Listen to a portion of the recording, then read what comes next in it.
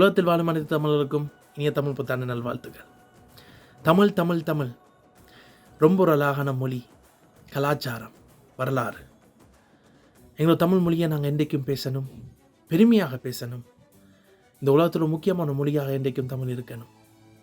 அது நாங்கள் அனைவரும் நம்பிக்கையோட சரியாக இந்த தமிழ் மொழியை என்றைக்கும் நாங்கள் முன்மாதிரியாக நிறுத்த வேண்டும்.